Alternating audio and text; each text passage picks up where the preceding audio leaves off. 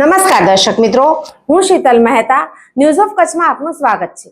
જોઈએ આજના સમાચાર। ભુજ પાસે એસટી બસમાં અચાનક આગ લાગી, મુસાફરોને સલામત રીતે બહાર કઢાયા। ભુજના શેખપીર 3 રસ્તા નજીક એસટી બસમાં આગ લાગવાની ઘટના સામે આવી છે। ધ્રોબાથી કંડલા રૂટની લોકલ એસટી બસમાં સવારે 10 અને 10 વાગ્યે અચાનક આગ લાગી હતી। ચાલક કેબિનમાં વાયરિંગમાં શોર્ટ સર્કિટને કારણે આગ ભભૂકી ઉઠી હતી। બસ ચાલકની સૂઝબૂછથી તમામ મુસાફરોને તાત્કાલિક બસમાંથી બહાર કાઢવામાં આવ્યા હતા, જેના કારણે કોઈ જાનહાનિ થઈ નથી।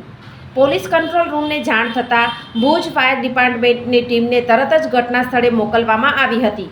ફાયર વિભાગની ટીમે ઘટના સ્થળે પહોંચીને આગ પર કાબૂ મેળવ્યો હતો। આ કામગીરીમાં ડ્રાઈવર જિગ્નેશ જેઠવા, ફાયરમેન અરમાન પટણી અને વિશાલ ગોર સહિત ટ્રેનિંગ સ્ટાફે ભાગ લીધો હતો। કચ્છમાં ભારે ગરમીના દિવસોમાં આ બીજો બનાવ છે। આ અગાઉ ગઈકાલે રાધનપુર હાઈવે પર રાપરના કાનમેર પાટિયા પાસે એક ખાનગી ટ્રાવેલ્સની બસમાં પણ આગ લાગવાની ઘટના બની હતી। દર્શક મિત્રો, આજે તારીખ 4 જૂન 2025 આ હતા આજના સમાચાર। આવતીકાલે ફરી મળીશું, ત્યાં સુધી મને રજા આપશો। નમસ્કાર।